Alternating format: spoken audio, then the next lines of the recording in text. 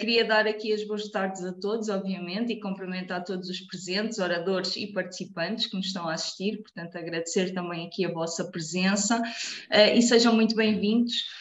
E correndo o risco de me repetir para quem assistiu à primeira sessão, mas de forma muito rápida, só dizer que, portanto, este projeto que está a ser apresentado nestas sessões é o projeto Itinerários Napoleónicos, que é desenvolvido ao abrigo da linha de apoio à valorização turística do interior da Turismo Portugal e é liderado pela Comunidade Intermunicipal da região de Coimbra. Este projeto consiste num consórcio entre os municípios de Almeida, Bombarral, Elvas, Lourinhã, Mialhada, Mortágua, Penacova e a Associação para o Desenvolvimento Turístico e Patrimonial das Linhas de Torres, que inclui os 6 municípios de Arruda dos Vinhos, Loures, Mafra, Sobral de Montagraço, Torres Vedras e Vila Franca de Xira. E, portanto, para promover estas ações que foram realizadas durante o projeto, a Associação de Turismo Militar Português, em articulação com todas estas entidades, está também aqui a promover, portanto, este conjunto de ações de sessões temáticas dirigidas aos operadores turísticos e aos agentes dos municípios, desses mesmos territórios, e, portanto, no sentido também de dar continuidade à primeira sessão online que decorreu no dia 9, portanto, da apresentação dos itinerários napoleónicos do recurso ao produto turístico, vamos então dar início à sessão de hoje, esta primeira sessão de hoje, com o tema Desenvolvimento e Estruturação de Produto. Como já disse também na outra sessão, portanto, no final destas duas sessões teremos espaço para um debate de 10 minutos, caso os participantes depois tenham questões, peço por favor para que as coloquem via chat e no final tentaremos também dar essa resposta. Portanto, aqui sem mais demoras, apresento o primeiro orador desta tarde, o Dr. João Pinto Coelho, técnico superior da Câmara Municipal de Tomar e atualmente coordenador da Rede de Museus do Médio Tejo, que nos vai falar aqui da importância dos itinerários napoleónicos para o turismo militar e, sobretudo, aqui as boas práticas no desenvolvimento do produto. Portanto, João, tens a palavra. Ora, muito boa tarde a todos, não sei se me estão a ouvir corretamente. Estão todos a ouvir? Muito boa tarde a todos. Não sabia que já estavam desse lado, por isso não sei se ouviram a minha piada do almoço, mas pronto, é que eu não fui convidado para nenhum almoço, por norma nessas coisas, antigamente havia sempre o almoço entre todos, agora já não há, e ainda bem, por lá ainda bem. Exato, quer dizer que estamos a inovar, estamos a otimizar, e estamos aqui a entrar numa nova, apesar também de ser um olho a olho e o contacto, estamos a entrar aqui numa nova dimensão e uma nova forma de trabalho, e este é o exemplo vivo disso, que advém das mais recentes circunstâncias que nos impossibilitaram do contacto direto, que foi o caso do Covid. E como a mal foi por bem, hoje estamos pelo menos aqui reunidos, e se consigo aqui ver, com umas 60 participantes, certamente oriundos de diferentes municípios, diferentes espaços, e rapidamente, através de um clique, conseguimos estar aqui todos juntos a falar sobre a mesma temática. E é um pouco disto que eu venho aqui também apresentar, mas antes de mais, permitam-me que cumprimente a organização desta iniciativa, que agradeço o convite que me foi endereçado e que felicite exatamente também esta contínua aposta desta relação entre o património histórico-militar e o turismo. Algo que outrora e noutras circunstâncias pensou-se que não fosse muito fácil, ou assim tão fácil, ou em certas circunstâncias praticamente impossível, e hoje já começa a ser algo perfeitamente comum e que vamos trabalhando e vamos vendo de município para município, de sub-região para sub-região. Isso é extremamente agradável ver que as coisas estão a desenvolver e que os territórios também estão a ser potenciados, entre outros produtos, através desta articulação entre o património e o turismo, neste domínio. Eu, na altura, questionei a organização exatamente sobre o que é que pretendiam que eu abordasse nesta questão do desenvolvimento do produto, dentro desta área, e na altura a Lígia disse-me exatamente das boas práticas. E eu, ao invés, e tendo em conta que o tempo também é limitado, e acho muito bem, que também foi algo que aprendemos com o Covid, que mais vale sermos concisos e muito objetivos, e para a informação passar de forma muito mais assertiva e eficiente do que estar aqui a prolongar as coisas. Tinha algum tempo limitado e por isso mesmo abdiquei do que faço por norma, que é fazer apresentações de PowerPoint, que posso dizer que existem inúmeras e que se calhar algumas pessoas já assistiram a algumas apresentações minhas, em que apresentam-se aqui fases e etapas, como é que se constitui um produto, como é que se desenvolve um produto, e eu poderia fazer aqui um desenho esquemático, conceptual, em que tudo bateria certo, quase uma checklist, que é possível através de diferentes autores que existem, que estão disponíveis na internet, ou de manuais que a própria Organização Mundial do Turismo já disponibiliza exatamente para esse efeito, quer com património material, e que eu aconselho vivamente a conhecerem, quem não conhece, e a visitar ou revisitar essas páginas, esses repositórios de informação. E por isso mesmo, eu vou apenas falar, tendo em conta a experiência que tive dos últimos anos, nomeadamente a trabalhar dentro desta área, para chegar a esta questão dos itinerários napoleónicos, e que tem a ver um pouco, tem a ver não, um pouco não, muito com a questão do desenvolvimento de produto e estas boas práticas, e dar só aqui algumas notas do que no meu e na minha interpretação se deve apostar ou não face a esta realidade e este contexto que vivemos atualmente e a pensar minimamente no amanhã.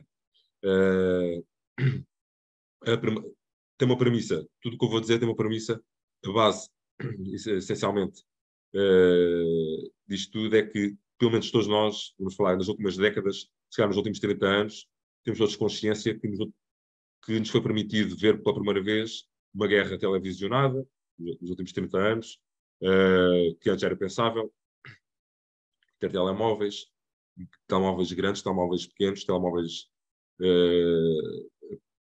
a cores, telemóveis sem cores, telemóveis que hoje se dobram, que se desdobram, internet móvel, Wi-Fi, drones, internet, computadores, internet cada vez mais rápida, estar completamente ligados, haver aqui uma democratização da informação que nós estamos à espera.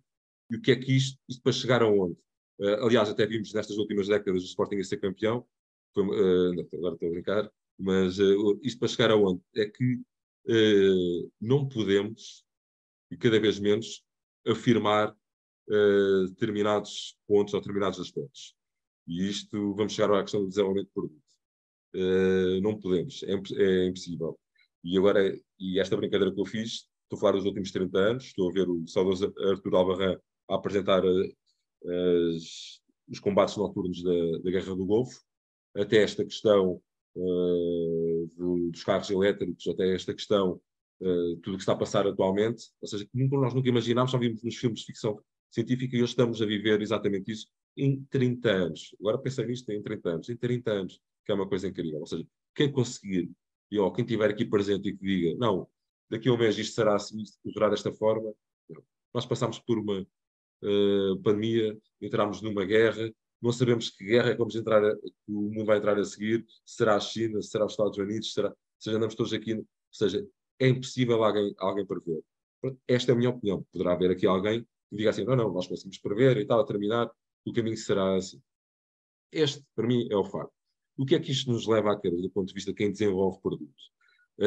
Existem muitos autores que escrevem, eu por norma refiro isso nas minhas apresentações, que quando iniciamos ou um projeto de investigação, ou um projeto de desenvolvimento, ou um projeto qualquer que seja a natureza, que devemos romper com preconceitos e ilusões. Este é o primeiro passo. E quando nós nos asseguramos, e quando nós vamos e partimos para uma iniciativa e uma expedição e um desafio desta natureza, temos que ter essa disciplina e isso, por vezes, ou já nasce com a pessoa, ou por vezes tem que ser trabalhado. E por isso é que nascem os gestores de projetos, ou aparecem os gestores de projetos, e aparecem os team leaders que conseguem levar equipas multidisciplinares a bom porto. E isto é bastante importante, que é romper com preconceitos e ilusões. Porque quer queiramos, quer não, ou seja, estou a constatar o óbvio, mas este óbvio condiciona inúmeros projetos e condiciona inúmeros produtos. porque entendemos que não foi... Isto aconteceu desta determinada forma, a interpretação que vai haver por parte pública desta determinada forma, não. Isto é o que nós entendemos, ou o grupo, ou o contexto onde nós vivemos, que entende dessa forma, ou a instituição onde nós estamos inseridos, ou que nos solicitaram para desenvolver este projeto, entende dessa forma, e isto não é correto. Ou seja, isto não é sustentável, porque muitas vezes as respostas ao nosso trabalho, se for honesto, acaba por não ser aquelas com que nós iniciámos ou com que nós entendemos por consideração inicial. Não sei se me faço perceber. Eu acho que todos estão a perceber o que eu estou a dizer.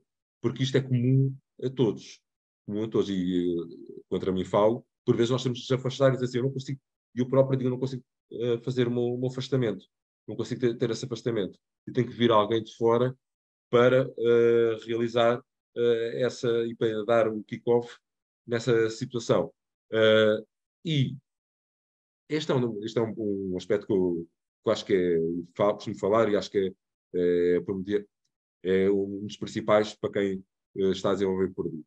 Outra questão é a inversão do processo, que é, nomeadamente até com as candidaturas, que é muitas das vezes nós vamos ver o inverso.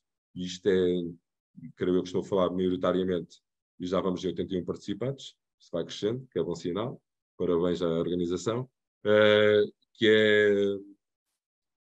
é o inverso, que é sai uma linha de apoio e vamos ver o que é elegível. O que é elegível, então fazemos ao contrário. Isto também acontece várias vezes com os estudos, ou seja, isto não é novidade, não é só nas nossas regiões, não é só no nosso país, também é em muitos sítios. Isto não é, também acaba por ser intelectualmente, e permitam-me esta era um bocado grave o que eu vou dizer, mas é intelectualmente desonesto para quem trabalha estas coisas de forma séria, mas também acaba por ser natural. Então, o que é que vai acontecer? Abre-se uma linha, o que é elegível? É, por exemplo, a sinalética. Então, olha, nós daqui, neste espaço, estamos a pensar numa sinalética e tal, e também é elegível uma plataforma e um site. Então, aproveitamos este que vai haver e tal, e quando chegamos, o produto, que é a essência da questão, acaba por ser a última coisa a ser feita, a última coisa a ser pensada, repensada. Porque o que nos interessa é a parte materializável, a parte com que nós vamos ter alguns fundos para traduzir. E também agora, no final, podem contrariar-me e podem dizer não, isto nunca acontece, nunca vi isto acontecer na minha vida, e eu, pronto, serei o primeiro a dizer que se eu estou enganado, equivocado, mas infelizmente muitas vezes vejo isto a acontecer e sei que isto poderia, e sei que não, ou também pode dizer, isso é utópico. O João está a dizer utópico, tudo bem, mas só que sei que isto, quando, em pleno século XXI, e depois do que passámos, do que eu referi inicialmente destas três, por exemplo, destas três últimas décadas, e depois do que passámos nos 2, 3 últimos anos, se calhar existe repensarmos na otimização destes processos todos, ou seja, sermos mais objetivos, sermos mais eficientes e que as coisas corram de forma muito mais fluida e que as próximas gerações consigam aproveitar minimamente e de forma positiva algo que se faça na atualidade. Depois, também pensar, há uma máxima que costuma-se dizer, até em muitos fóruns, que é o todo é maior que a soma de todas as partes, né? O todo é maior que a soma das partes. O que é que isso quer dizer? Não é, por vezes, na questão da totalidade, mas sim as conexões das próprias partes. E isto o que é? É o trabalhar em rede. O trabalhar em rede é cada vez mais importante. E esse trabalho em rede não é, também permitam-me que diga, não é, e já que estamos a falar num contexto mais territorial e contexto mais de poder local, das suas regiões, etc., não é só ter e-mails de técnicos que se disponibilizam e que através de uma diretriz top-down e que diz que tem que executar e que se criam grupos ou subgrupos de trabalho para executar determinada tarefa. Ou seja, nós podemos e devemos ter em consideração essas ligações entre as partes. E essas partes têm que ser encaradas, essas partes não só devem ser encaradas, como as próprias ligações devem ser estudadas e devem ser ativadas de uma forma estratégica. Isto para dizer que uma dessas partes, por norma, é a comunidade. E a comunidade é uma parte sempre sendo cada vez mais importante. Nós estamos a fazer inúmeros projetos em que a comunidade não é envolvida, e que a comunidade não é ouvida, a comunidade não participa. Eu contra mim falo, eu durante anos também fiz isso, hoje tento que seja, recentemente, há uns tempos para cá, uma das... isto até pode soar, não é minha, não é a minha imagem de marca, mas a imagem das equipas onde eu estou presente, que seja uma das marcas, que é exatamente esse que é o envolvimento da comunidade. E isso acaba por exemplo, realizar sessões de idealização, de escutar diferentes grupos locais, associações, grupos, ou seja, eles próprios criarem, e existem também técnicas e ferramentas para isso acontecer, e vamos obter resultados muito interessantes, e que se nós tivermos, e se nós rompermos com os preconceitos, com as ilusões, desde o início, não nos vão deixar de forma alguma mal. Agora, o problema disto é quando nós iniciamos e arrancamos já com um determinado fito, né, por uma expressão, já com um determinado design, porque alguém nos disse que a coisa teria que ser daquela forma, se calhar depois podemos ter o revés da medalha quando ouvirmos todas estas pessoas, ou quando ouvirmos todos estes agentes. E aproveito a palavra agentes, exatamente também que falo em comunidade, falo também nos agentes turísticos. Ou seja, falo nas pessoas, falo quem tem atividade exatamente no território. E muitas das vezes são desprezados. Desprezados, perdão também a expressão, também posso estar aqui a ser um bocadinho cáustico. Desprezados no sentido de não os ouvimos. Eles é que são experiência. Os próprios agentes turísticos é que têm o know-how, é que sabem quais é que são as tendências, é que percebem se funciona, se não funciona. E nós muitas vezes dizemos, eu não quero estar aqui a dar exemplos, porque depois ainda pode soar mais mal daquilo que eu estou a dizer. Mas existem N situações que se calhar se tivéssemos parado e consultado 20, 30, 20, 30 empresários da área da animação turística, o que é que vocês entendem por isto? O que é que acham disto? O que é que acham tal? Será que é viável? Será que tínhamos produzido as coisas de uma forma completamente diferente e que, se calhar, teriam sido muito mais profícuas e teriam tido muito mais sucesso? E aqui, quando nós falamos em sucesso, não nos podemos esquecer que não é o nosso sucesso, que aqui o sucesso, e quando nós falamos de itinerários napoleónicos, ou o que quer que seja, não estamos aqui a falar de nós, estamos aqui a falar do território. Uma vez mais, estamos aqui a falar de pessoas. Estamos aqui a falar da atual geração, da atual comunidade, dos atuais agentes, dos atuais empresários, dos atuais alojamentos locais, o que quer que seja, e dos próximos. Porquê? Porque também tudo isto serve para potenciar e para contribuir para uma coesão social, para um estabelecimento e um fortalecimento do sentido de pertença da comunidade para com o que nós estamos a trabalhar, com o produto que nós vamos criar. Ou seja, e este produto, o ideal é que este produto seja de todos e que todos se revejam nele. Todos que se revejam nele. Não há outra forma de dizer nós. É muito fácil nós seguirmos tendências. Por exemplo, os objetivos do milénio. Eu, como todos, ou seja, entendemos e tentamos trabalhar em conformidade, e quando nós escrevemos, e a maior parte de nós, se calhar diz que já vão 89 participantes, sempre a crescer, e é muito balanceado, mas muitos de nós, certamente, escrevemos, fazemos enquadramentos institucionais, e quando vamos escrever sobre os objetivos do milénio, muitas vezes, não sei, certamente não serei só eu, reparo que são palavras, são logotipos, são coisas que aparecem nos finais dos mails, das assinaturas dos mails, são t-shirts que são criadas, são outdoors, e que muitas vezes não passam disso.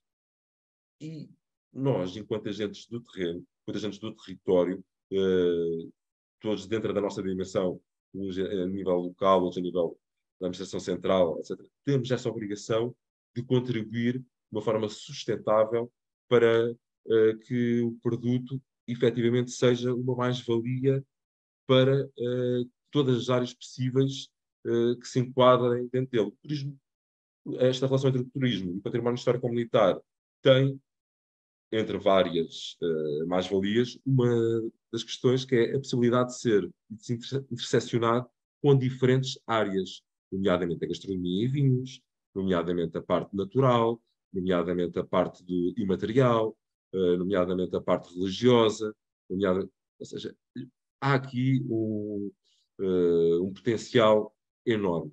Há aqui um potencial enorme. E esse potencial deve ser acautelado e deve ser não restringido, no meu entendimento, e foi por isso que também me convidaram para eu, e aqui eu vou dar a minha opinião pessoal e a opinião enquanto agente que contribuiu para se me permitem também contribuiu para o desenvolvimento do conceito que está subjacente a isto tudo e muitos dos projetos, alguns projetos que hoje estão a decorrer, assim como também de outras áreas, que também integro outras áreas, né, património industrial, património religioso, etc. É necessário integrar cada vez mais outros agentes para que o resultado seja completamente ligado. Ou seja, não só pertencie, ou não seja só uma marca ou um branding que a qualquer momento se pode extinguir por ele próprio, mas também que seja uma forma de potenciar todos os envolvidos. E isso sim, e isso que eu queria deixar sublinhado, é a questão de projetos participativos. Cada vez mais, quando nós vamos fazer um desenvolvimento de um produto, tem que estar subjacente a questão de um projeto participativo.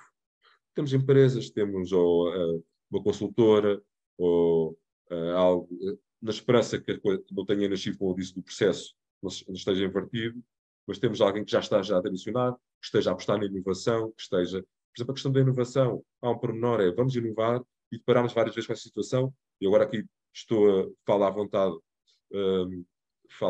apesar de não ver que eu estou aqui pessoas, mas sem receio nenhum, falo à vontade porque falava com a Lígia, tivemos alguns projetos, e quando disse, senhora, vamos avançar com a tecnologia, vamos avançar. Agora, quem é que nos garante que quem dá aquela tecnologia não vai abrir falência ou não nos vai vender algo que seja descontinuado daqui a 6 meses?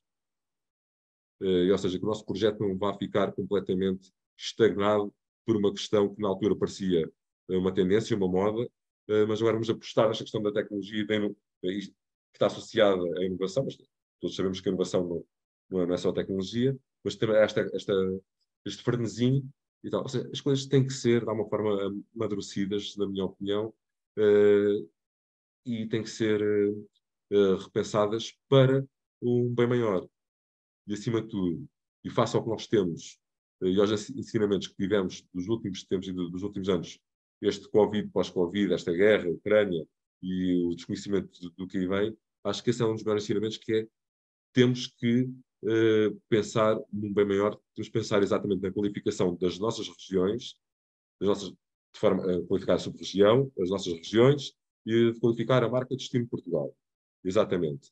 Mas também isso, pensar individualmente em cada localidade, que elas muitas vezes dependem destas reuniões. Neste caso, estamos aqui numa ação aberta aqui para troca de ideias, mas só que muitas vezes reuniões de decisão que nós temos, porque as pessoas têm que ser envolvidas. E há artes e ofícios que se estão a perder, há certas situações que podem ser, há marcas que se podem perder e que podem ser aproveitadas e canalizadas pelo outro lado, e isto sim entra na questão do desenvolvimento do produto.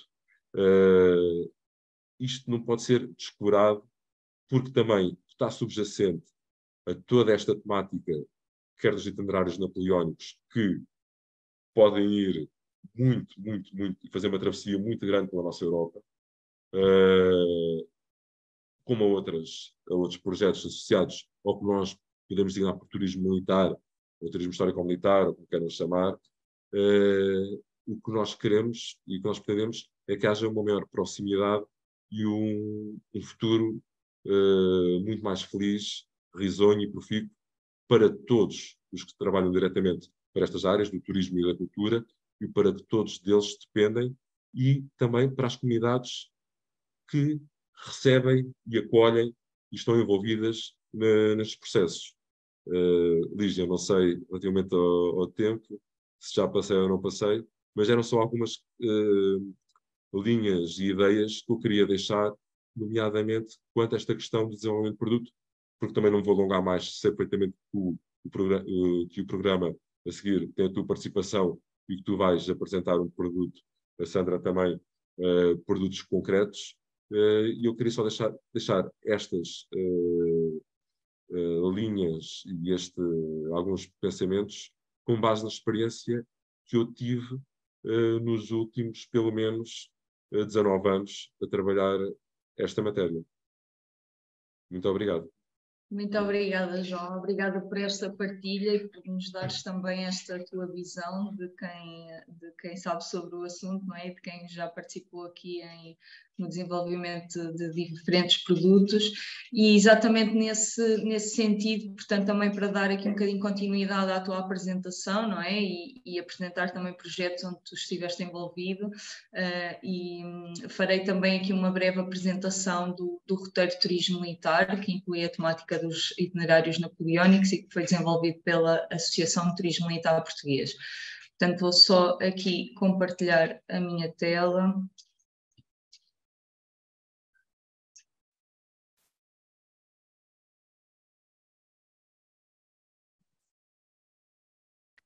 Portanto, penso que já estão a ver, sim? Ok.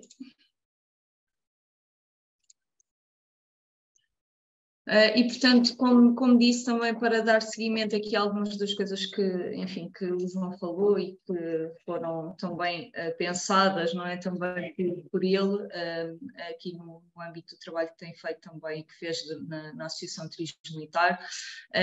Portanto, nós criámos aqui um projeto. Portanto, é um projeto nacional, o Roteiro de Turismo Militar, que eu convido também a visitarem a nossa página do turismomilitar.pt, e, portanto, este projeto foi desenvolvido aqui em conjunto com os municípios portugueses, portanto, ele continua aqui também em construção, de alguma forma, é dotado também aqui de uma programação dinâmica, com conteúdos personalizados e didáticos, e conta aqui com vários tipos de suportes escritos, fotográficos, audiovisuais, enfim, dos diversos territórios que fazem parte também aqui deste projeto.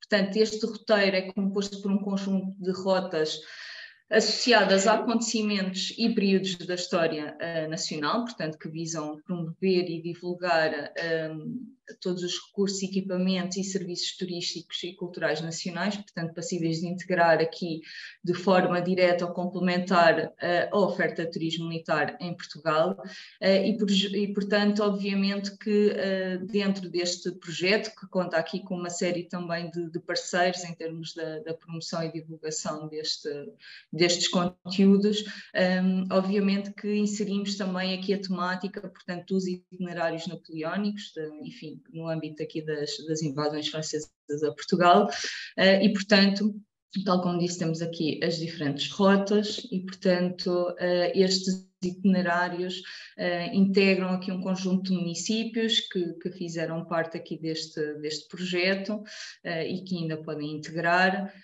e, portanto, conta também com a divulgação, no fundo, aqui de todo o património associado a esta temática, portanto, todos os locais visitáveis, património imaterial, enfim, as atividades e eventos, uma série de conteúdos que podem ser consultados. Portanto, o objetivo desta plataforma, sabemos que, obviamente, existirão outras plataformas também com esta informação. Por exemplo, temos aqui o exemplo de alguns dos municípios, como a Lourinhã, a Rota Histórica das Linhas Torres, também que integra este projeto, e, portanto, eu penso que também conseguiram perceber todas essas entidades, que no fundo isto é mais uma forma de comunicação desse património e desses projetos no território.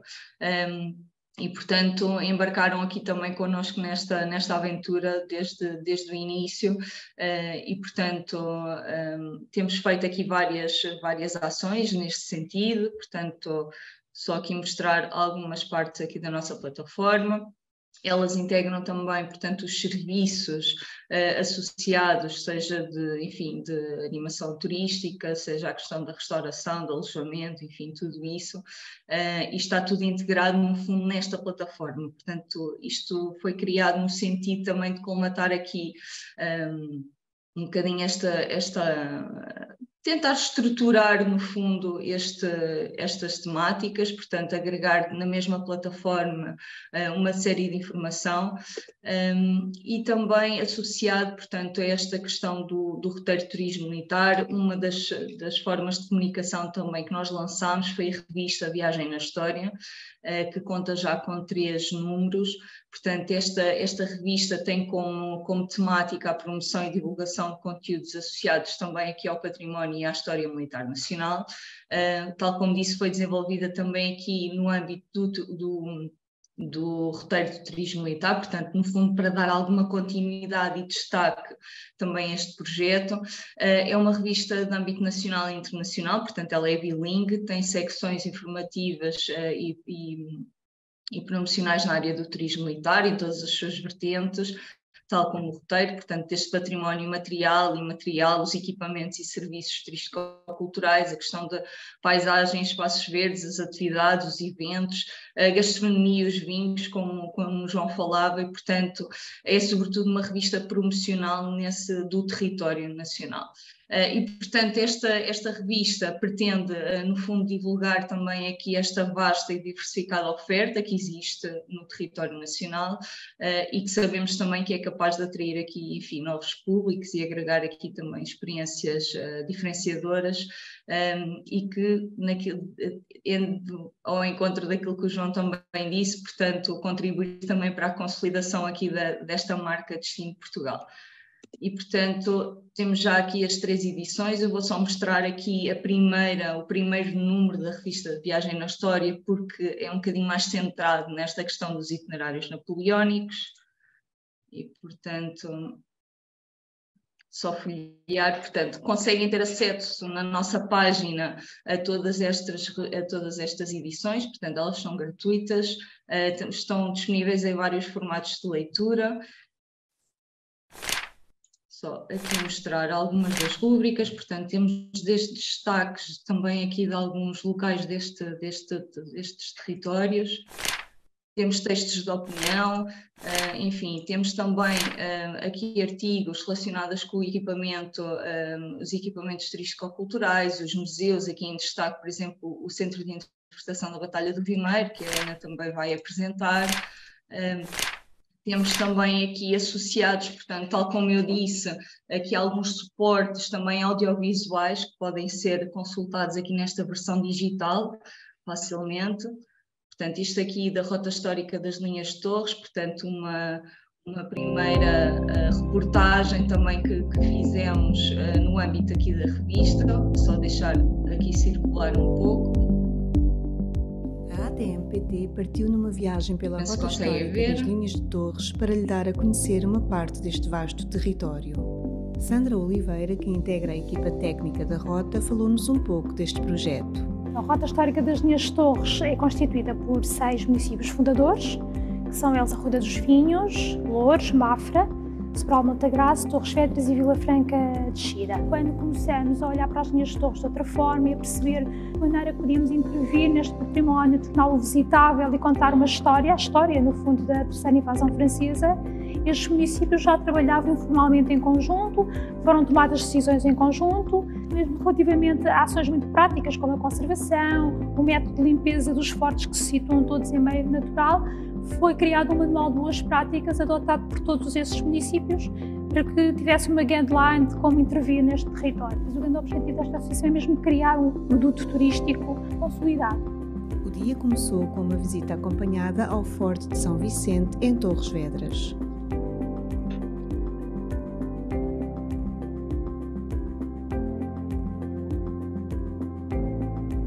Visitámos o Silt de Torres Vedras e fomos presenteados com uma experiência gastronómica de comer e chorar por mais.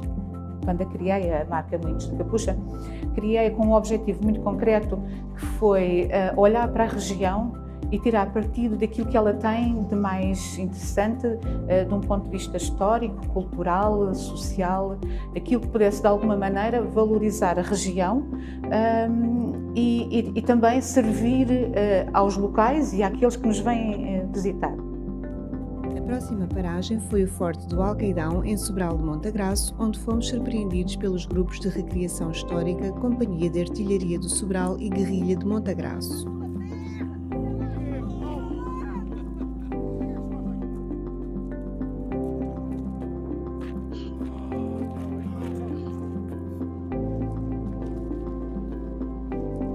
Muito importante para nós chamarmos os agentes económicos, os agentes associativos, a trabalharem connosco. Também só faz sentido estarmos aqui a promover a visitabilidade dos lugares, a dar a conhecer o património, se isso também puder contribuir de alguma forma para o desenvolvimento da região. A viagem terminou com uma visita ao Silt e ao Museu do Vinho e da Vinha de Bucelas, no concelho de Loures, com uma prova de vinhos brancos e espumantes da região.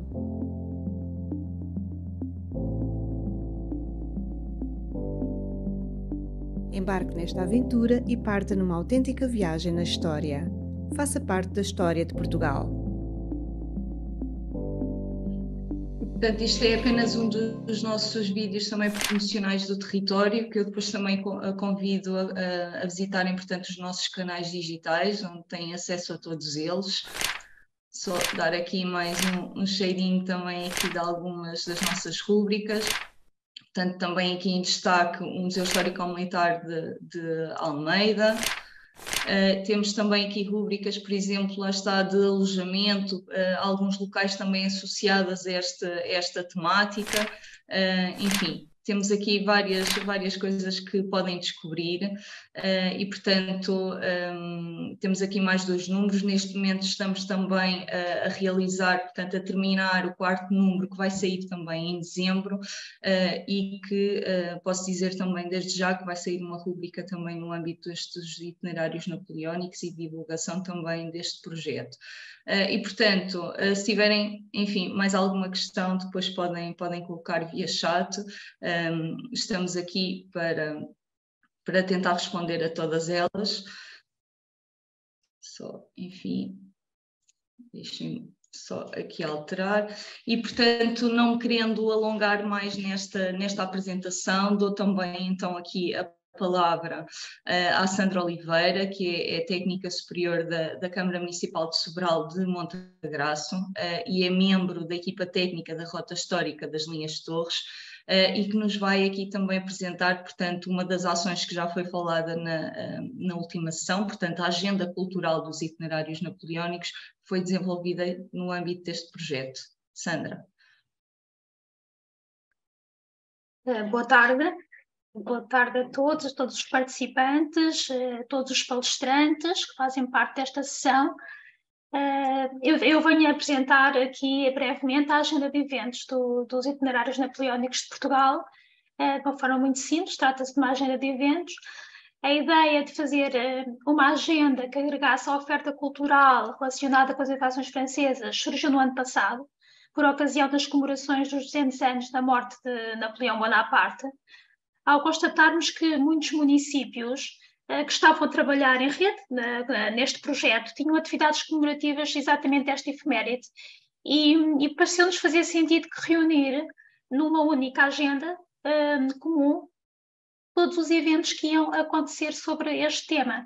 A agenda assim podia ser até um instrumento que viesse reforçar a divulgação do património material e imaterial, sobre quer o tema das invasões francesas, quer a própria oferta turística, cultural e militar que é transversal ao território português.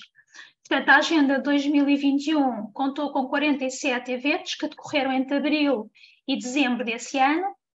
Essa agenda integrou também o programa comemorativo do bicentenário da morte de Napoleão da Federação Europeia das Cidades Napoleónicas. Utilizamos também as suas redes para publicitar a agenda. E na agenda participaram vários municípios, do projeto dos itinerários napoleónicos, também participou assim da região de Coimbra, que faz parte deste projeto, com os municípios que a Lígia já enumerou, e contou também aqui com um apoio muito importante do Turismo de Portugal e das próprias entidades regionais de turismo, a Entidade Regional de Turismo do Alentejo, Centro de Portugal, Porto e Norte e da região de Lisboa, que também connosco nos ajudaram a pensar a agenda e a divulgar depois esta agenda nos vários canais digitais. Passado este ano de comemorativo dos 200 anos da morte de Napoleão, demos-nos conta que estes eventos não aconteceram apenas porque havia aquela efeméride para comemorar, que havia um número considerável de municípios no país que desenvolviam com periodicidade um conjunto de atividades sobre o tema das invasões francesas, da Guerra Peninsular, da presença das tropas napoleónicas, e, portanto, fez-nos sentido dar continuidade à agenda, e em 2022 voltamos a publicar esta agenda com toda a oferta que existe para o segundo semestre deste ano, portanto, entre julho e dezembro. Eu vou agora tentar partilhar aqui também a minha tela, porque poderia mostrar-vos a agenda. Aqui à procura, mas não estou a encontrar. Não sei se consigo.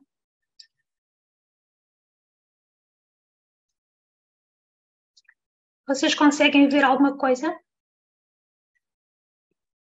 Ainda não, Sandra. Não? Estas coisas falham-nos sempre quando é preciso, não é? Por regra. Faz parte, não é? Sim, faz parte. Pronto, acho que agora sim, tá. Agora já está a começar. Agora já está. Ok, Obrigada. Pronto, ainda bem. E então, o que eu queria-vos mostrar também, no fundo, a agenda, enquanto vou aqui falando, não é? Pronto, nesta segunda edição, que é a edição deste ano 2022, temos 60 eventos, só nestes 6 meses, que decorrem até ao fim do ano, são distribuídos por 24 municípios, desde o norte ao sul, desde o norte do país até à região do Alentejo. São eventos dirigidos ao público em geral, mas muitos deles com um foco especial em famílias. Há uma oferta considerável dedicada a famílias e, no fundo, esta oferta é uma forma de conhecer e usufruir destas experiências que são originais, que têm palco em vários localidades do território e que contribuem também para a diversificação desta oferta. E, no fundo, o conforto de poderem estar reunidos num único documento, independentemente de toda a divulgação que os municípios e outras entidades façam dos seus próprios eventos. Gostaríamos que a agenda de eventos pudesse funcionar, no fundo, como um roteiro cultural que nos fizesse passar por estes itinerários, conhecer estes locais, porque a programação, como vos disse, é muito variada. Nós, nestes 60 eventos, temos desde concertos, espetáculos, passando de passeios, caminhadas, visitas guiadas, teatro, exposições, filmes, animações de rua e recriações históricas, as próprias cerimónias protocolares associadas à comemoração de dias nacionais ou de efemérides que são comemoradas anualmente, os próprios jogos para crianças, coisas que podem não ter diretamente a ver com o tema, mas que são feitos em património, neste património relacionado com os itinerários napoleónicos, como, por exemplo, a observação de estrelas a partir de alguns fortes, workshops, mostras gastronómicas temáticas, oitocentistas neste caso, conferências, palestras, pronto, há uma série de possibilidades para vários públicos que estão aqui agrupadas nesta agenda de eventos comuns. Esta agenda tem uma grande oferta por parte daquilo que é feito pelos municípios, mas ela está também aberta a promover atividades organizadas por entidades privadas. desde que essas atividades ou sejam atividades que se relacionem com a temática, ou sejam atividades que podem não necessariamente se relacionar com a temática, mas sejam relacionadas, por exemplo, num local patrimonial das invasões francesas, por exemplo. Portanto, isso também acho que esse é um aspecto interessante e gostaria de reforçar que a agenda está aberta a isso, não só aos eventos que podem estar mais institucionalizados com os municípios, mas também aberto à iniciativa privada. Construir esta agenda foi um desafio, porque estamos a falar aqui de muitos municípios, não estamos a falar só dos 13, que já seriam muitos deste projeto, mas nesta última agenda foram 24 municípios, portanto, conciliar aqui o envio de conteúdos, as datas, para que tudo esteja pronto para fazer sair a agenda, nem sempre é tarefa fácil, por isso ela também saiu no segundo semestre deste ano, mas a intenção é que ela seja semestral, não é? Que tenha o primeiro semestre e o segundo semestre do ano. E consideramos que é um instrumento de divulgação interessante e que dá alguma unidade aqui à temática. É um projeto que gostaríamos de continuar e pensar aqui agora na agenda para 2023, mas já com uma versão em inglês. Uma versão digital em inglês. Ela pode ser consultada nos sites e Facebooks dos municípios, pode ser consultada no Turismo de Portugal, nos sítios das entidades regionais de turismo. E pronto, o que vos tenho a dizer da apresentação da agenda é mais ou menos isto, não é? Que é um projeto a continuar e convidar-vos também a verem esta agenda e a participarem nestes eventos e, no caso de serem promotores de eventos e terem eventos que possam ser integrados aqui, também entrar em contacto connosco, de forma a que podemos tornar este instrumento o mais extenso e complementar possível daquilo que é feito em Portugal sobre esta temática, com diversas abordagens. Obrigada, Sandra. Obrigada por esta apresentação. Enfim, e também para quem ainda não conhecia, não é? Portanto, tal como este apelo que fizeste, também para os operadores, se tiverem também aqui algumas questões para poderem vos contactar, portanto, acho que é sempre positivo. Portanto, nós vamos então antes de dar início aqui à segunda sessão de hoje, mais uma vez reforço. Quem tiver questões pode ir colocando via chat, portanto, vamos tentando já responder aqui a algumas questões um bocadinho mais diretas, portanto, vamos tentar responder também aqui no final e, portanto, para não alongarmos muito mais, até porque está aqui na hora da segunda sessão, portanto, de hoje, com o tema Organização de Visitas Mediadas ao Território. Apresento aqui o Dr. Marco Noivo, que é docente universitário e intérprete e investigador em Battlefield Tourism e que vai abordar, portanto, aqui a questão das boas práticas na organização das visitas técnicas. Olá, Marco, e bem-vindo. Olá, Viva, muito boa tarde a todos. Olá, Lígia. Antes de mais, um agradecimento muito grande pelo convite e pela oportunidade de partilhar o meu humilde conhecimento com tanta gente que olha para o turismo militar, para o Battlefield Tourism, não apenas como uma oportunidade de negócio, mas acima de tudo como uma paixão. Eu diria que esse poderá ser um dos nossos motos principais, porque eu acho que se nós estivermos a trabalhar em turismo e não o fizermos com paixão, então claramente aquilo que nós vamos estar a partilhar são apenas palavras vazias. Daí que permitam-me eu ir fazer aqui o compartilhamento de uns poucos diapositivos que eu tenho, por forma a ilustrar melhor a minha ideia, até porque, naturalmente, nós não conseguiremos em 15, 20 minutos fazer uma aula de boas práticas na organização de visitas técnicas, não é? Portanto, a ideia é que nós consigamos fazer um resumo bastante short, sharp and sensitive daquilo que poderão ser algumas orientações que nos ajudam a alcançar o sucesso dentro daquilo que é, portanto, o nosso trabalho. Portanto, eu vou, perdão-me só aqui um pouquinho para poder fazer compartilhamento da tela. Aqui vem ela.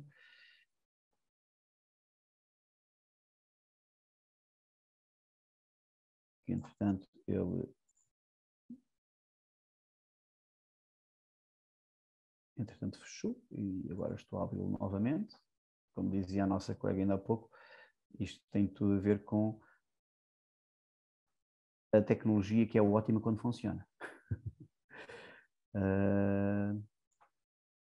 Ora, estou a ter alguma dificuldade em conseguir identificar aqui. Vou voltar a tentar, peço imensa desculpa, mas isto já estava aberto e acabou por fechar. Sem problema. Ora, vamos cá ver se compartilhar. Às vezes são as janelas todas abertas e depois não conseguimos perceber qual é. Reduzias ao máximo, só tinha mesmo esta e, naturalmente, aqui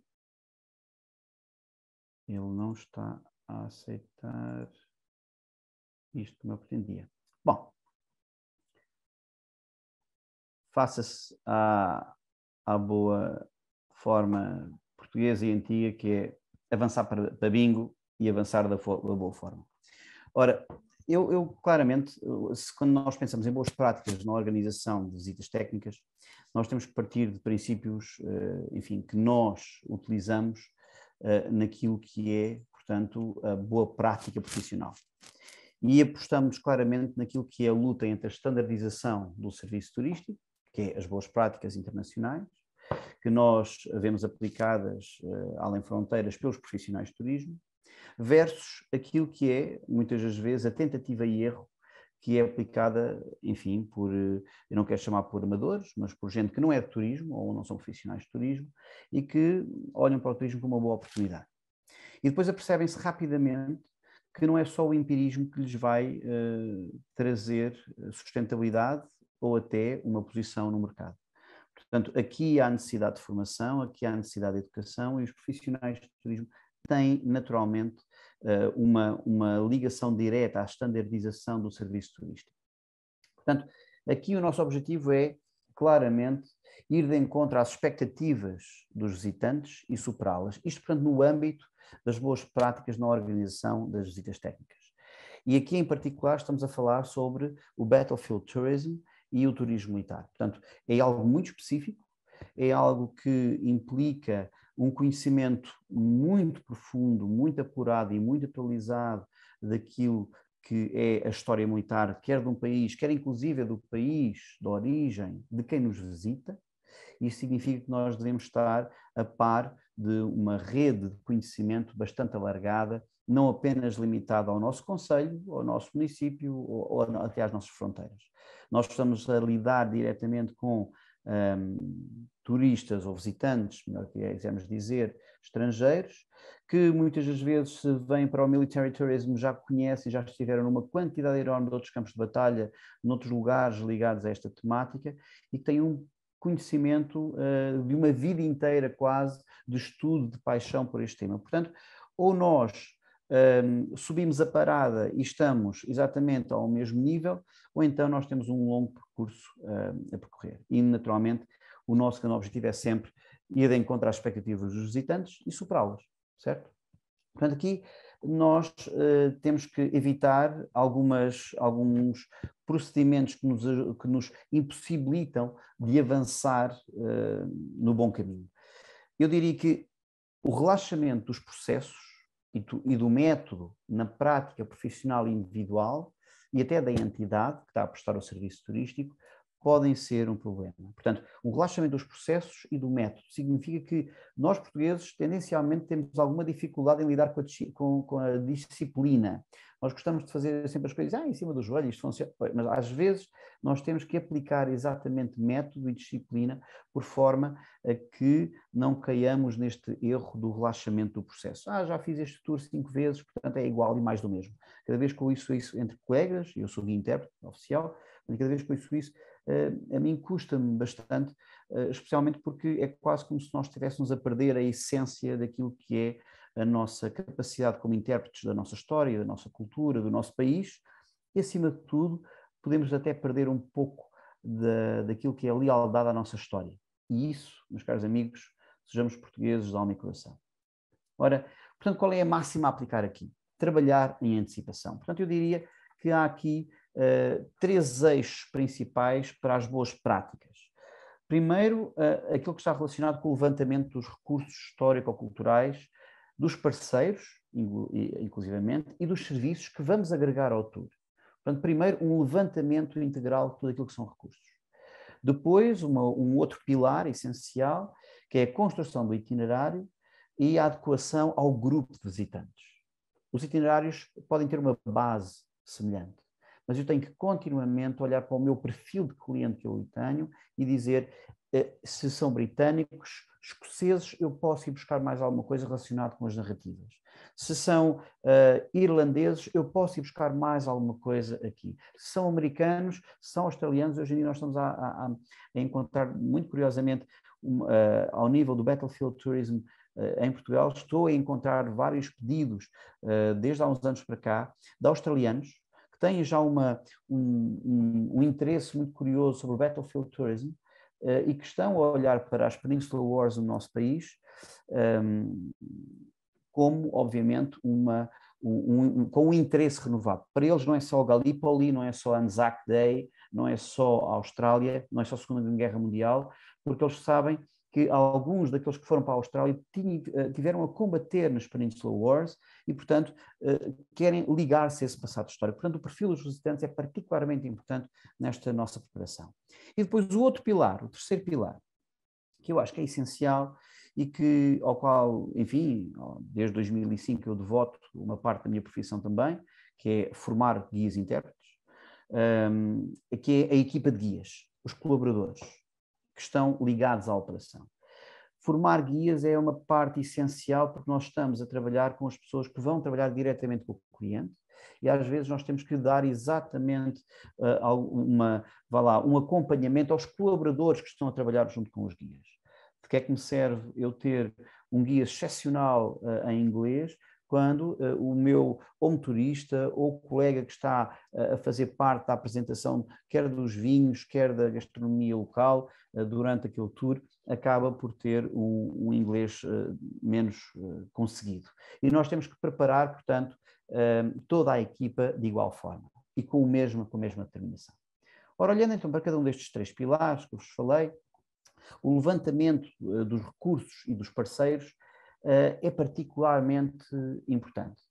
Nós temos que garantir logo aqui uma quantidade de coisas. Neste levantamento dos recursos e dos parceiros, nós temos que garantir a operacionalidade turística.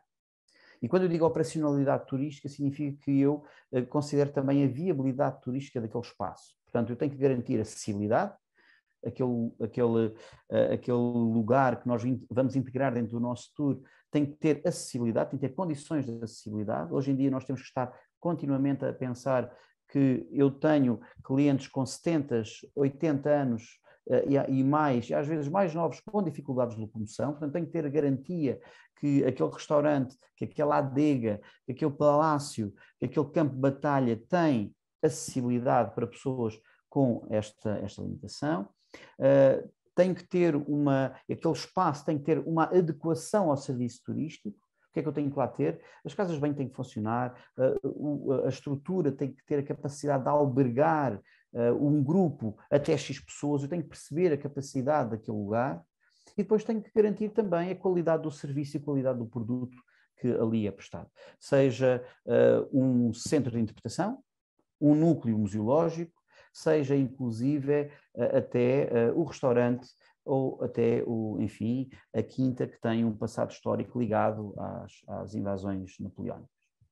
Portanto, estes princípios são essenciais, mas depois há outro que eu acho que nós, ainda há pouco o João Pinto Coelho, grande abraço João, que ainda há pouco eu estou plenamente de acordo com ele, quando ele fala da integração da comunidade local. De que é que nos serve nós estarmos a falar continuamente sobre turismo ao nível de gabinetes e depois, ao nível local, nós queremos perceber quem é que são as pessoas daqui da terra que estão ligadas a esta operação. E nós chegamos à conclusão que nada do que ali está fica naquela terra. Nós estamos apenas de passagem. E isto, meus amigos, é totalmente contra aquilo que é a sustentabilidade turística. Nós todos ouvimos falar da sustentabilidade turística há uma quantidade de anos, mas put your money where your mouth is. Esta que é a realidade. Portanto, a comunidade local tem investigadores, tem historiadores, tem gente que tem escolas técnico-profissionais, tem gente que fez licenciaturas em turismo, tem gente de empresas de animação turística. Vamos integrá-los, vamos trazê-los para dentro dos nossos projetos.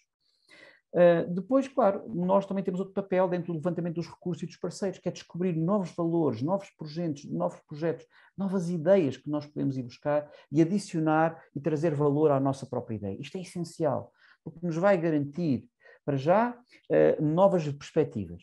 Porque às vezes ter a visão apenas das 3, 4 pessoas que estão sentadas à mesa é limitativo. Basta chegar alguém com uma visão diferente e nós já pensamos, ok, isso pode ser uma abordagem muito interessante. Pode não ser para este tipo de cliente, mas para o outro cliente vamos abrir naquele segmento então e podemos ir criar negócio nesse espaço. Isso é perfeitamente uma ótima capacidade que nós temos de desenvolver. Descobrir novos valores e novos projetos. Depois, claro, quando eu digo que nós temos que fazer um bom levantamento, esse levantamento implica todas as áreas, património material, imaterial, enogastronomia e aquilo que eu acho que é o mais importante, que é pessoas, história de pessoas e lugares.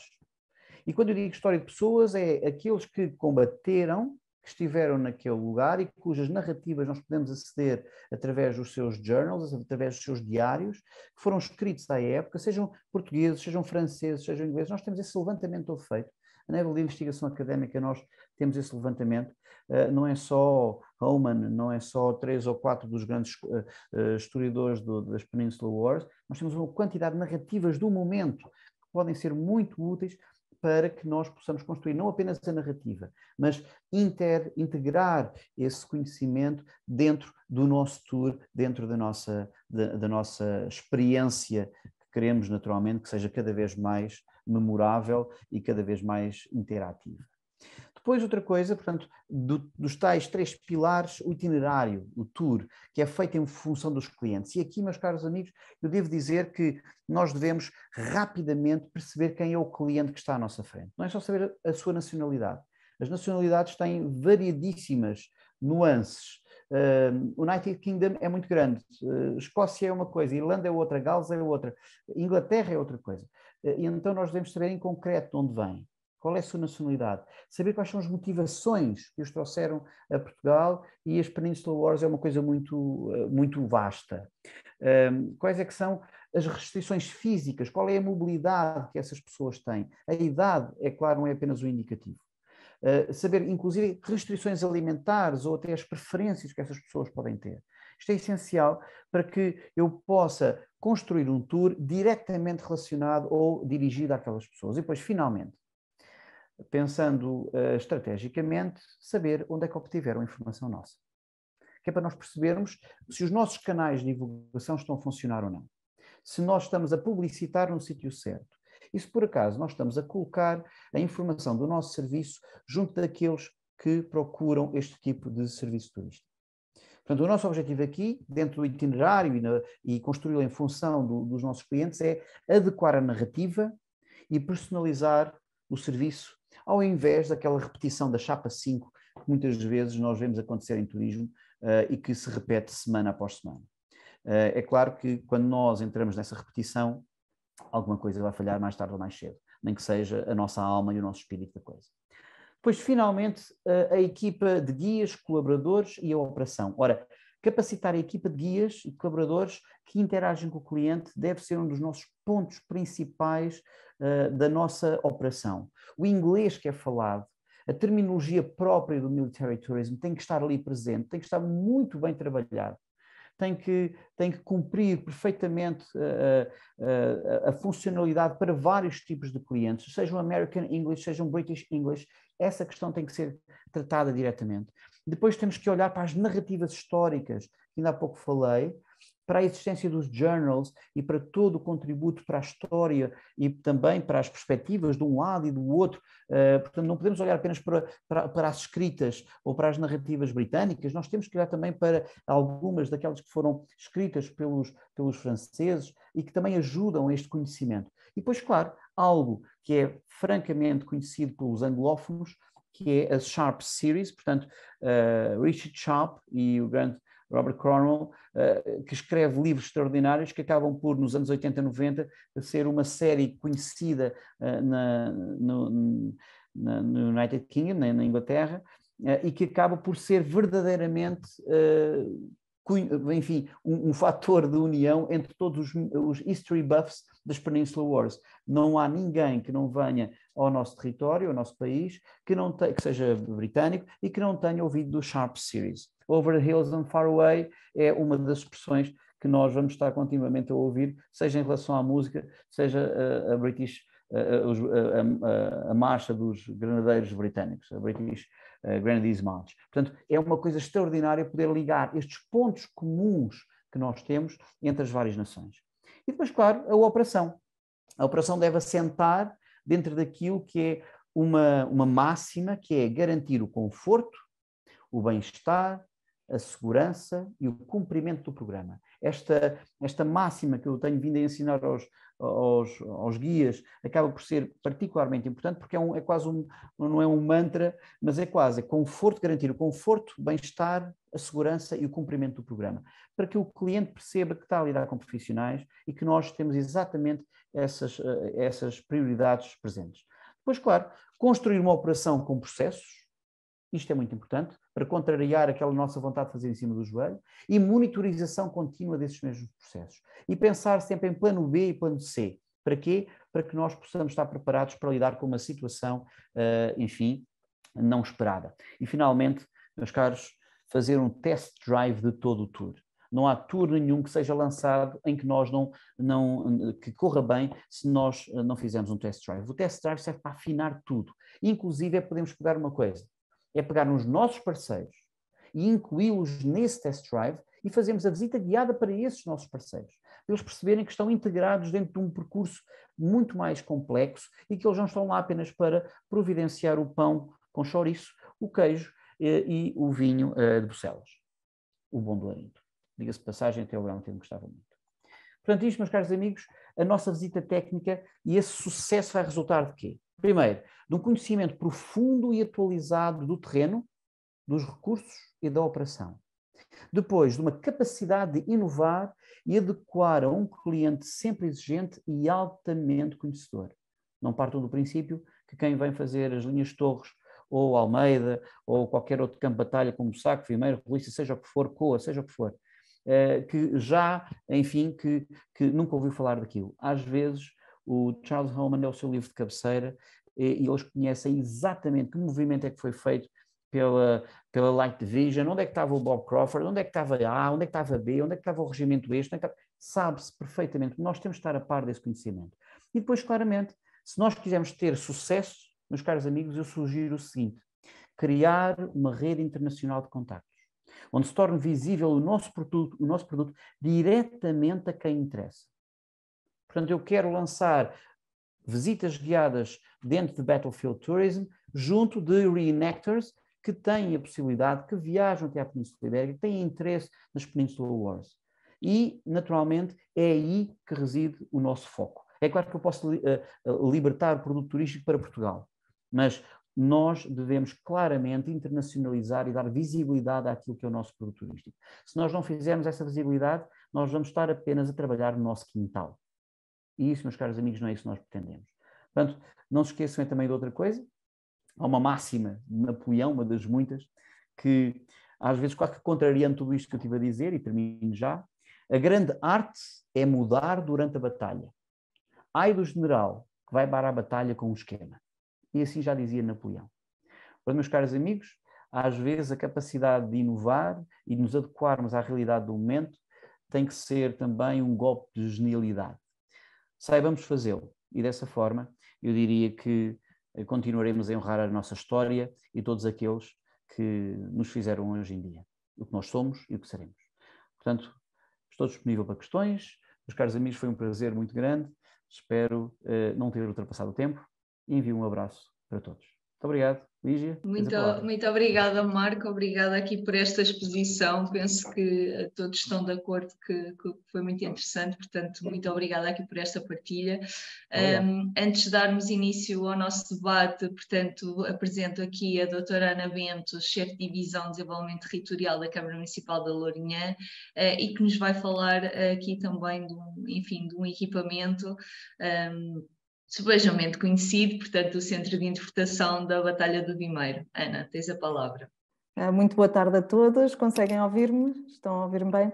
Então, boa tarde aos palestrantes e aos participantes. Eu vou desde já fazer o compartilhamento de tela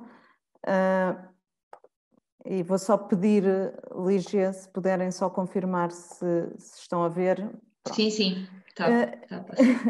Então, a apresentação vai versar exatamente o Centro de Interpretação da Batalha do Vimeiro, particularmente a forma como nós fazemos e preparamos as nossas visitas, mas na perspectiva da acessibilidade e da inclusão. Portanto, falar aqui também um bocadinho como o Marco Noivo na questão da visitação, mas como é que proporcionamos visitas, ou procuramos proporcionar visitas aos nossos visitantes que sejam o mais acessíveis e inclusivas possível.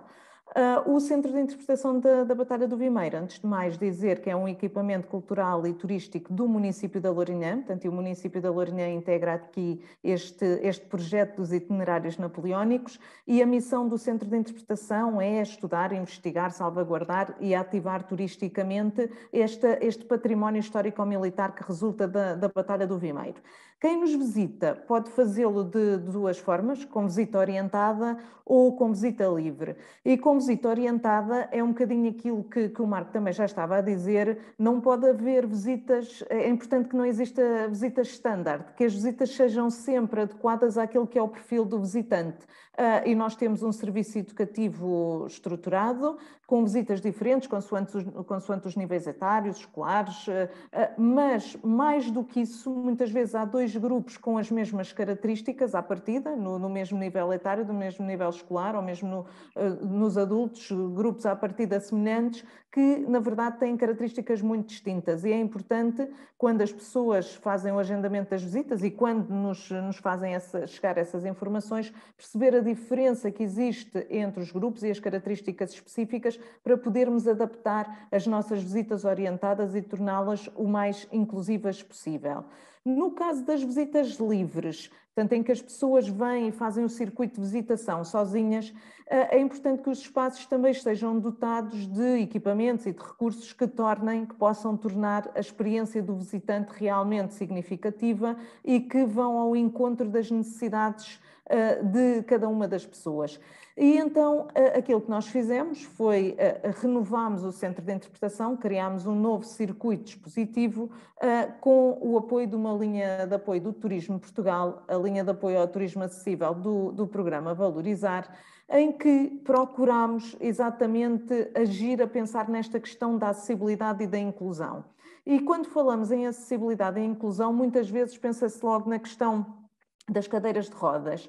É muito para além disso, vai muito para além disso. Nós estamos a falar de pessoas em cadeira de rodas, mas também pessoas com muletas, que é uma questão que pode acontecer a qualquer um de nós, famílias numerosas, séniores com alguma limitação decorrente do processo de envelhecimento, pessoas cegas, pessoas surdas, pessoas com necessidades cognitivas, mas também estamos a falar de todas as pessoas, ou seja, não faz sentido nós estarmos a repensar um circuito e não incluirmos todos. Portanto, procurarmos que os equipamentos e que aquilo que disponibilizamos ao público possa ser utilizado por todas as pessoas e possa beneficiar a experiência de todos. E aquilo que acabamos por perceber, nós integramos um projeto que foi o projeto Brandate, e no âmbito do projeto Brandate fizemos um autodiagnóstico ao centro e percebemos que tínhamos ali uma série de barreiras que condicionavam a visita de todas as pessoas no fundo. E percebemos que tínhamos que fazer alterações para melhorar o circuito de visitação,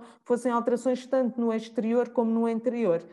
E começámos precisamente pelo exterior, desde que o visitante chega à bolsa de estacionamento, já está a começar esta experiência de visitação, e fizemos todo um conjunto de alterações que permitem, estou a passar algumas imagens, permitem precisamente tornar esta experiência mais acessível, quer para as pessoas que tenham necessidades específicas, quer para todos os tipos de públicos, e o mesmo acontece quando o visitante entra dentro do Centro de Interpretação, em que que com este balcão, que tem esta unidade acessível, permite fazer um atendimento face a face, mais uma vez não apenas às pessoas que estão em cadeira de rodas, mas também a uma pessoa mais baixa, uma criança, e a experiência de visitação começa muito por esta forma como as pessoas são acolhidas.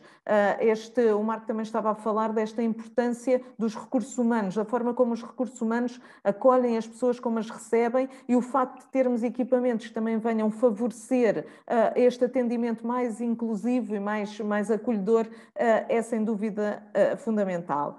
A visita ao centro começa com esta vista privilegiada para o campo de batalha, e isto de facto é impactante, e as pessoas, os visitantes, dizem-nos que realmente se sentem bastante envolvidos, mas é fundamental, portanto, num centro de interpretação, que o visitante consiga interpretar o património que aqui está em causa e, portanto, olhar para o campo onde se deram os combates mais importantes da batalha por si só, por muito impactante que seja, não é suficiente. E então aqui começamos a enriquecer com um conjunto de equipamentos no âmbito, lá está, da acessibilidade e da inclusão. Este é um exemplo, portanto, é um mapa com relevo 2D que nos permite mostrar o campo de batalha a partir das curvas de nível, e isto é fundamental para todas as pessoas. Portanto, qualquer pessoa que observe o campo de batalha a olho nu não consegue perceber o relevo que ali está em causa, nem consegue perceber a forma como as tropas se movimentaram naquele dia, porque é importante, como o Marco disse, que as pessoas, quando vão ao centro de interpretação, que haja aqui toda uma bagagem de investigação histórica que permite ao visitante depois perceber onde é que estava a brigada de Unstrutter e a brigada de Feine, e como é que as brigadas se movimentaram, porque é isso que os visitantes procuram. E este recurso realmente permite que todas as pessoas consigam interpretar o campo de batalha, mas claro que as pessoas que não veem vão ter aqui uma ferramenta fundamental, porque podem tatear o mapa e têm depois o braille para poderem fazer a interpretação da legenda. Para além disso, o visitante recebe, quando chega ao centro de interpretação, um audioguia. O audioguia tem conteúdos em português, inglês, francês e espanhol. Portanto, nós na parede temos os conteúdos mais simplificados e está em português e inglês, mas depois, para podermos incluir as outras nacionalidades, porque lá está, é fundamental nós trabalharmos para estes mercados, o audioguia tem as outras línguas e tem também uma versão audiodescrição. O que é a audiodescrição?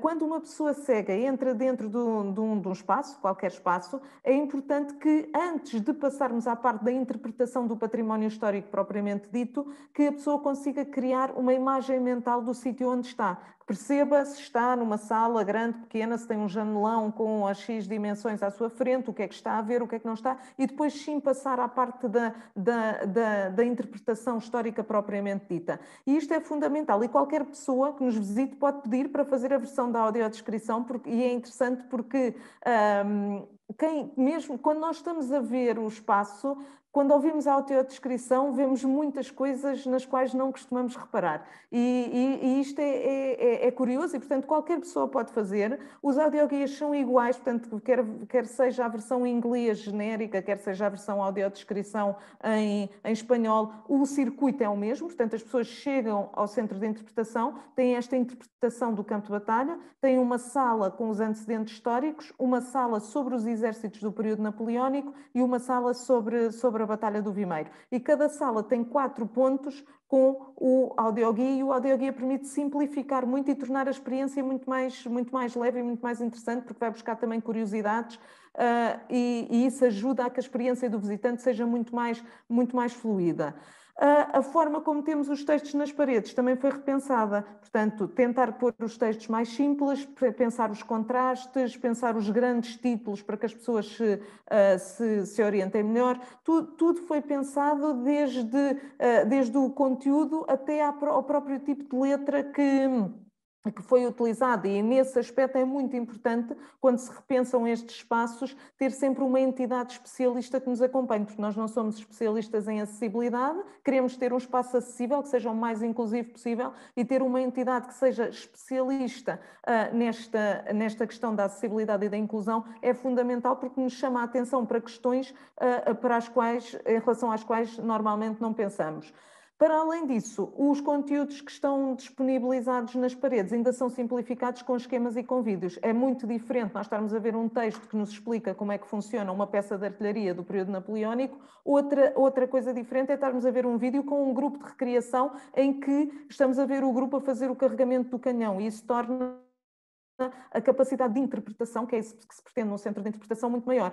Os vídeos têm, lá está, a audiodescrição, portanto as pessoas cegas ouvem a audiodescrição, e para as pessoas surdas temos a questão da língua gestual portuguesa integrada no vídeo, e os vídeos também são legendados. E isto acaba por permitir que os visitantes tenham diferentes oportunidades e diferentes níveis de visitação com a mesma exposição. Portanto, eu posso ter um visitante que vai ler tudo o que está nas paredes, vai ver os esquemas todos, vai ver o espólio todo, vai ver os vídeos todos, vai ouvir o audioguia, e depois podemos ter outro visitante que quer fazer uma visita muito mais rápida e que vê os aspectos principais, os principais chavões, ouve o audioguia e faz o circuito de uma ou outra forma. Portanto, com os mesmos recursos, com o mesmo circuito de visitação, podemos ter experiências diferentes no mesmo espaço.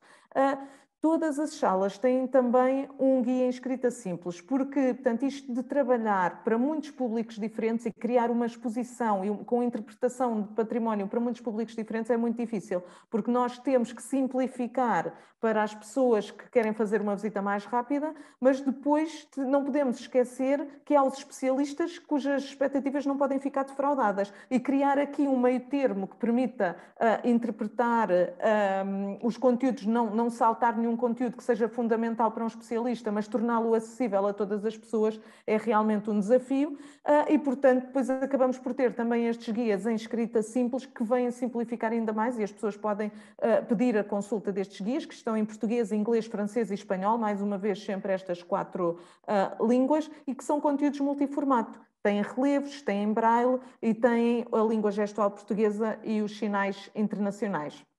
Para além disso, a questão das réplicas também é importante. Portanto, nós temos um espólio composto por património arqueológico e por armas originais do período napoleónico, e estas réplicas ajudam a que os visitantes interpretem e também ajudam a que os visitantes tenham momentos divertidos dentro do espaço, porque é importante haver este contacto direto, o poder tocar, o poder mexer, o criar aqui uma dinâmica mais leve dentro do centro de interpretação. Portanto, obviamente que as pessoas que não veem vão precisar destes recursos para poderem perceber como é que era uma arma de pedreneira daquele período, mas todas as outras pessoas vão beneficiar deste recurso.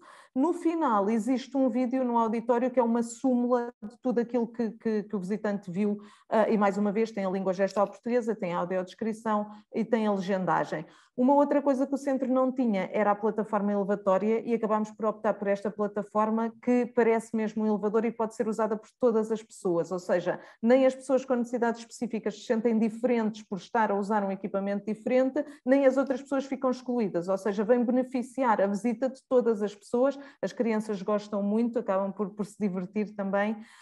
O piso tátil é precisamente para as pessoas que não veem, a própria sinalética também foi simplificada, e depois é importante falar aqui de uma questão que é fundamental, que quando repensamos este circuito de visitação, uma parte fundamental foi testar o circuito antes de montarmos a exposição propriamente dita, porque é importante e é fundamental percebermos se vai resultar ou não, seja com pessoas sem necessidades específicas, seja com as pessoas com necessidades específicas. Portanto, chamar uma pessoa em cadeira de rodas, uma pessoa cega, uma pessoa surda, para fazer o teste, porque depois de termos a exposição toda montada e de realmente começarmos a receber público, obviamente que há sempre muitas coisas a melhorar, e por muito que se faça, temos um longo caminho pela frente para fazer muito melhor.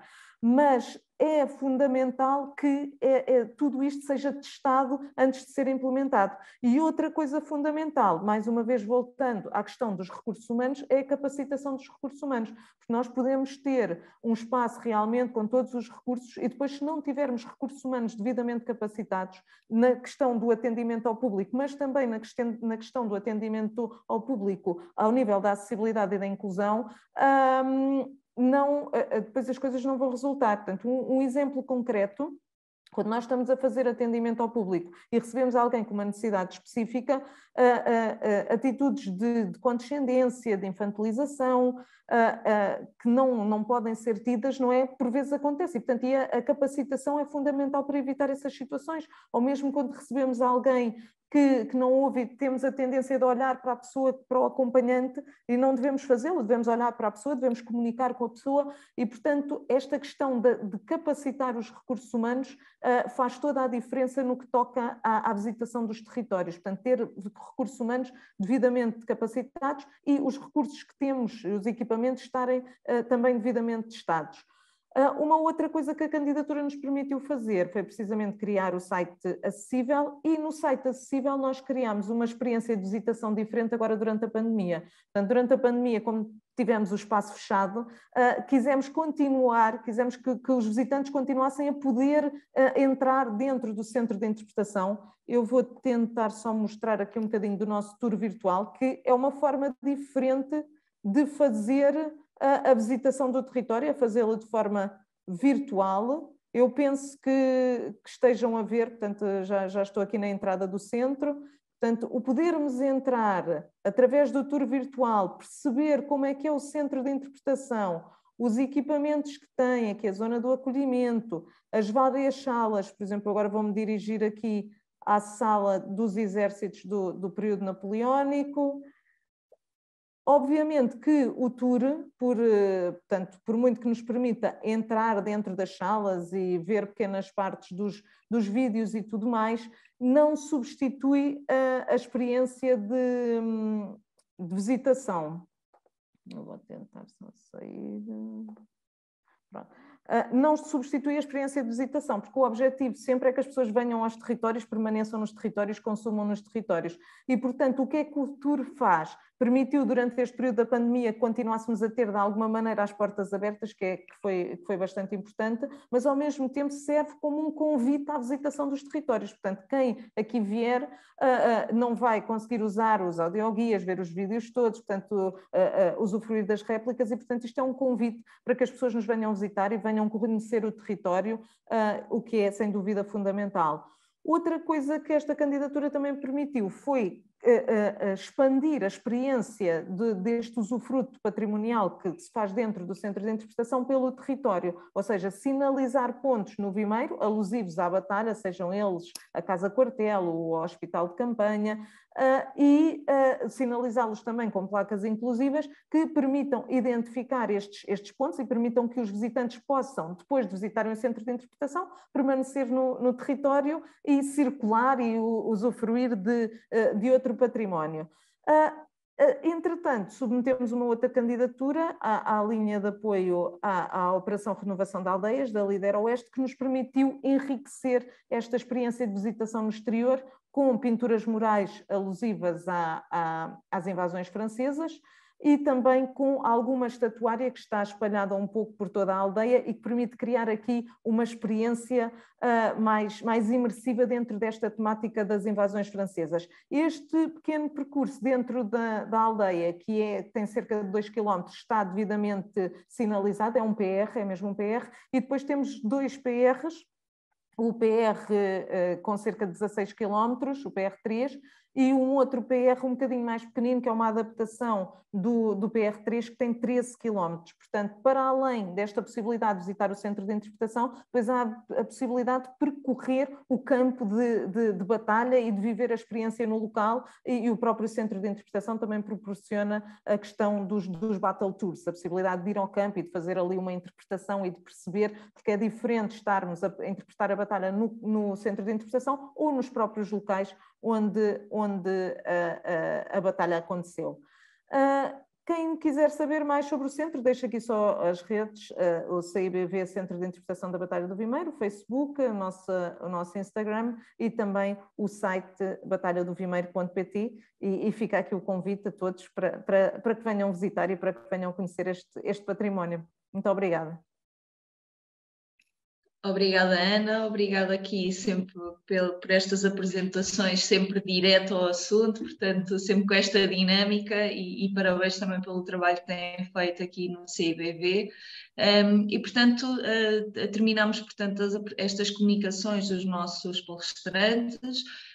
Eu tenho, portanto, deixo aqui o tal momento para algumas questões que os participantes possam colocar. Já fomos também respondendo aqui a algumas coisas mais diretas, portanto, dou aqui um bocadinho de tempo para, se tiverem mais alguma questão, para colocarem via chat.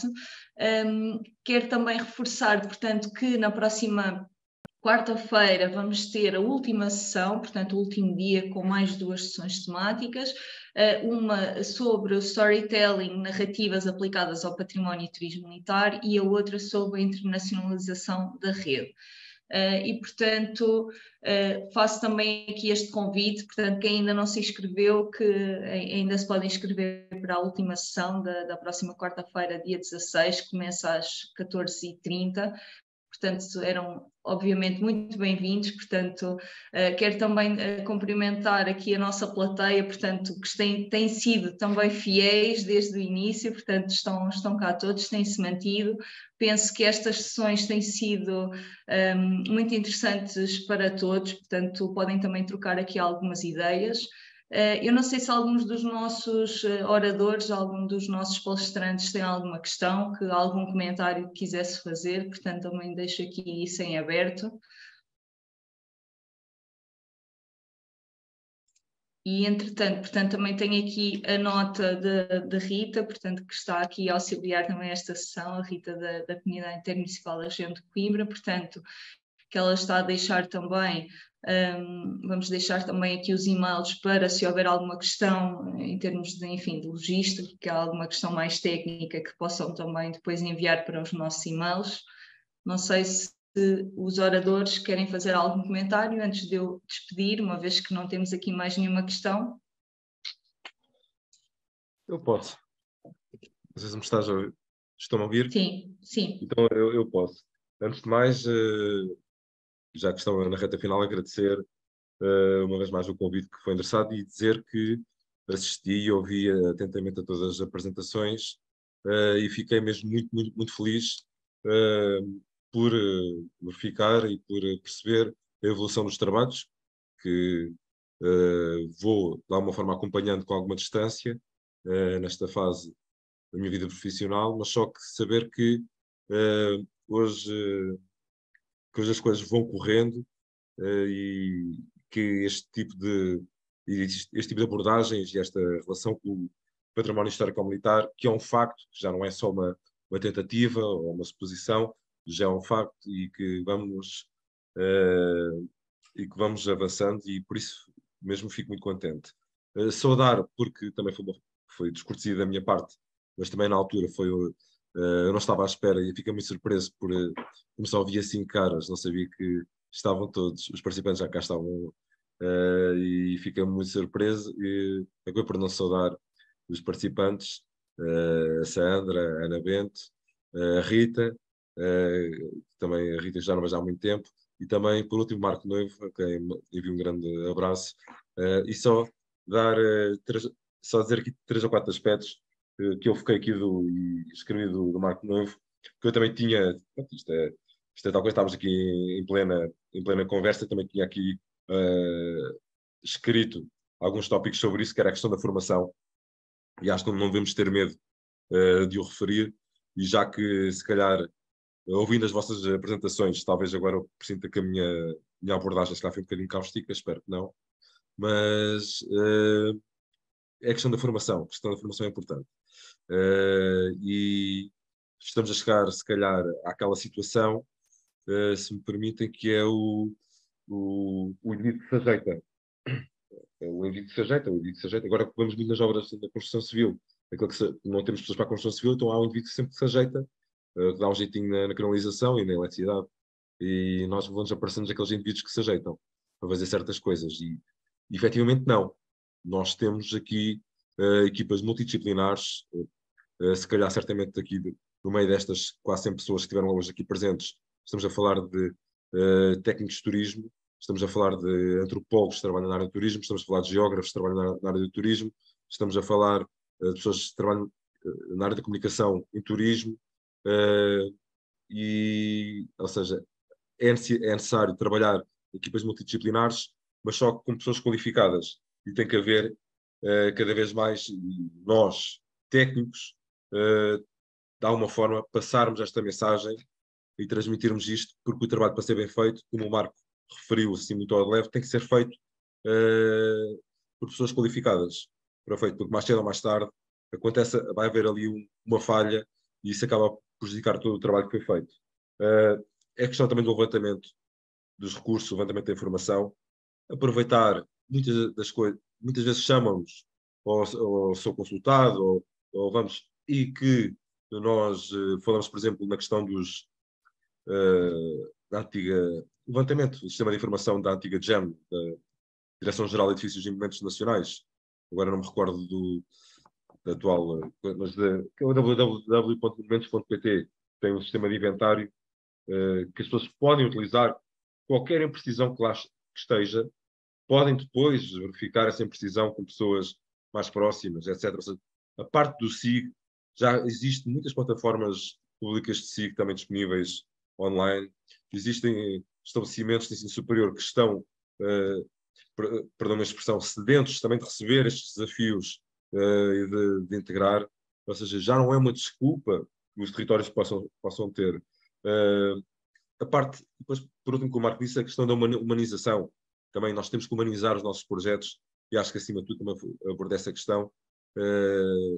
Para além disto ser o turismo é uma atividade económica, é um facto, mas também tem a ver esta humanização e esta relação de tentar perceber qual é que é o papel de cada um dentro das próprias comunidades, e isso é determinante para fazer o produto sustentável. E a sustentabilidade, não esquecer que nós temos que sempre ver em 4 dimensões. Sustentabilidade, porque sem querer, quando nós falamos em sustentabilidade, já estamos formatados para pensar na questão ambiental,